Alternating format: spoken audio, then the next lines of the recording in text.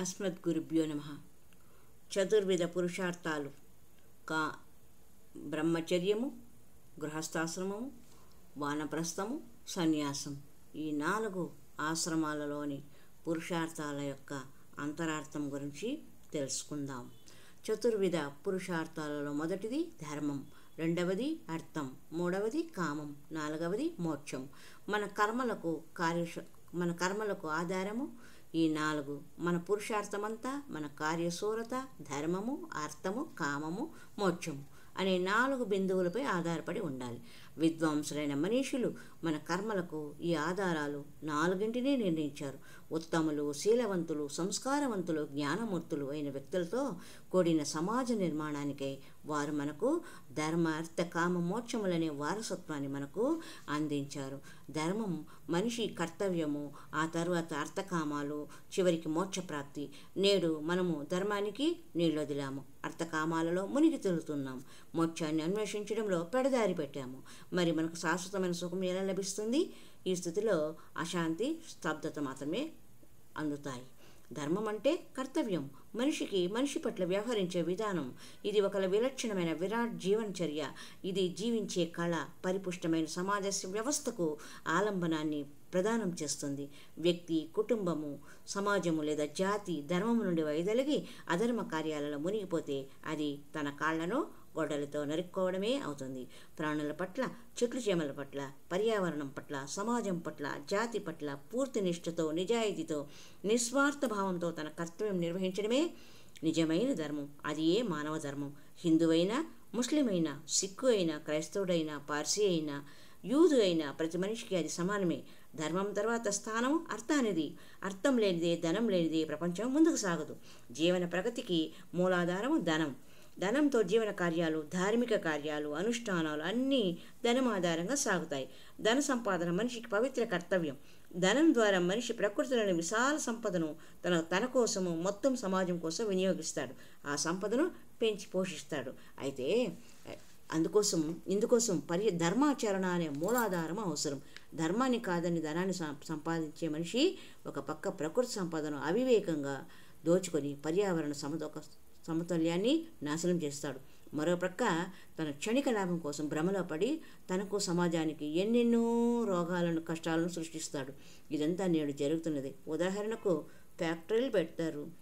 సంపాదనతో ఉద్యోగులకు ఆదాయం వస్తుంది, కానీ దాంతోపాటు వాడి ఆరోగ్యము పోతుంది. అలాగే పర్యావరణంలో కూడా అతనికి ఏమవుతుంది? పర్యావరణంలో చుట్టుపక్కల ఉన్నంతా కూడా కలుషితము ఏర్పడుతుంది రసాయనాల వల్ల. ఇది ధన సంపాదన వల్ల అధర్మంగా సంపాదించడం. ఇదంతా నేడు జరుగుతున్నదే. ప్రకృతి నుండి, సమాజం నుండి తీసుకున్న దానికన్నా ఎక్కువగా వాటికి ధన సంపాదన ద్వారా ఇవ్వాలి. ధర్మం చూపే మార్గము అది. ధర్మ, అర్థముల తర్వాత కామానిది 3వ స్థానము ఇచ్చాడు. కామం, ధర్మ, అర్థములు రెండింటినీ ఆశ్రయించాలి. కామం జీవితానికి ప్రాణశక్తి. మనిషిలో కామన అంటే కోరిక లేకపోతే, ఏదో చేయాలి, ఏదో పొందాలి అనే లాలస లేకపోతే అతడు జీవోత్సవము అయిపోతాడు. ప్రగతి చక్రమే నిలిచిపోతుంది. కామేచ్ఛ వల్ల ప్రేరితుడై మనిషి పలు విధములైన ఆవిష్కరణలు చేస్తాడు. భౌతిక సుఖ సాధనాలను తయారు చేస్తాడు. వాటి వల్ల బహుముఖ ప్రగతిని సాధిస్తాడు. అయితే మన ధర్మ గ్రంథాలు ఏం చెప్తున్నాయి? తేన త్యక్తేన భుంజీదా అనే మంత్రాన్ని మనకు ఇచ్చాయి. త్యాగభావంతో భోగాలను అనుభవించు. ప్రపంచంలో ఉన్నదంతా సమాజం కోసమే. ధర్మానికి అనుగుణంగా వివేకవంతమైన ఆలోచన ఆధారంగా దీనిని వినియోగించు. మొదట త్యాగం చేయి. ఇతరులందరి గురించి శ్రద్ధ తీసుకో. ఆ తర్వాత నీవు తిను. కామాన్ని, నీ ఇచ్ఛలు, లాలసలు అన్నిటికీ మించినని భావించి వాటి బరువుతో సమాజాన్ని మొక్కచెక్కలు చేయకు. ఆ పని చివరికి నీ సర్వనాశనానికి కారణమవుతుంది. మోక్షం యొక్క స్థానము చివరిది. మన అర్థకామాలు ధర్మం ద్వారా సంచాలన చేయబడినప్పుడే మనకు మోక్షం లభిస్తుంది. అప్పుడే నలువైపులా సుఖశాంతుల సామ్రాజ్యం విస్తరిస్తుంది. ధర్మానికి అనుగుణంగా ఆచరణ జరపకపోతే మనము అర్థం, సుఖం లభించవచ్చు, కానీ మనసు కలుషితమైతే, అశాంతి విశ్రంభిస్తే మోక్షం ఎలా లభిస్తుంది? బాహ్య దృష్టికి మనం ధనధాన్యాలతో, వైభవంతో, సిరి సంపదలతో తొలతొగనట్లు కనిపించవచ్చు, కానీ అనాగరికంగా, సంస్కారరహితంగా ఉన్నందువలన మనం ఆర్థికంగా కూడా తీవ్రంగా నష్టపోతాం. వాస్తవానికి దారిద్ర్యం, అసభ్యతకు ప్రతిక్రియ మాత్రమే. సోమరి, తప్పు చేసేవాడు, దుర్గుణాలు కలవాడు, దుర్వ్యసనాలు కలిగినవాడు అయిన మనిషి తగినంత ధనము సంపాదించలేడు. కొంత సంపాదించిన దాన్ని మత్తు పదార్థాలతో దుబారా ఖర్చుతో సర్వనాశనం చేస్తాడు. ఎల్లవేళలా మనసులో భయము, అశాంతి అతడు తిష్టవేసి ఉంటాయి. అలాంటి స్థితిలో మోక్షం గురించి ఆలోచించడం అర్ధరాత్రి సూర్యుడిని వెదకడమే అవుతుంది. మనిషిలోని మానసిక అశాంతికి సమాజంలో వ్యాపించి ఉన్న అనేక రకాల చెడులకు, సకల విపరీత ధోరణులకు, అది వ్యాధులకు మూల కారణం ఒకటే.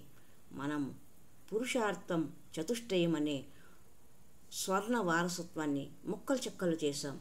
దాని పవిత్రతను భగ్నం చేసినాం. ధర్మం యొక్క వాస్తవిక శాశ్వత రూపానికి నీళ్లు వదిలాము. ధర్మానికి విముఖులం కావడం వల్ల మన కార్యకలాపాలన్నీ మనల్ని పతనమయ్యే గోతంలోకి తీసుకెళ్తున్నాయి. ఆరోగ్యప్రదము, పరిపుష్టము, సమరసమైన సమాజాన్ని తిరిగి నిర్మించేందుకు మనము ధర్మం యొక్క శాశ్వత ఆధారాన్ని స్వీకరించవలసి ఉంది.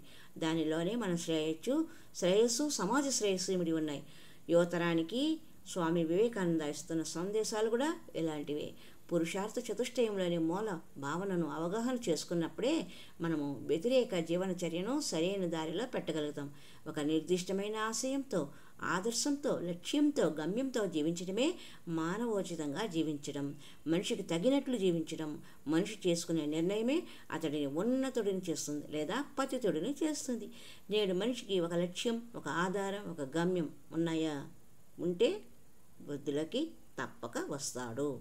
కనుకనే అతడు సమాజాన్ని కలుషితం చేయకుండా మానవ మనుగడ కొరకు పాటుపడాలి. మనిషిలో ధర్మం వర్ధిల్లాలి, విశ్వ కళ్యాణానికి సంసిద్ధుడు కావాలి అని మనము మనస్ఫూర్తిగా సర్వే జనా సుఖినో భవంతు అని ప్రార్థిద్దాం. హరి ఓం తత్సత్.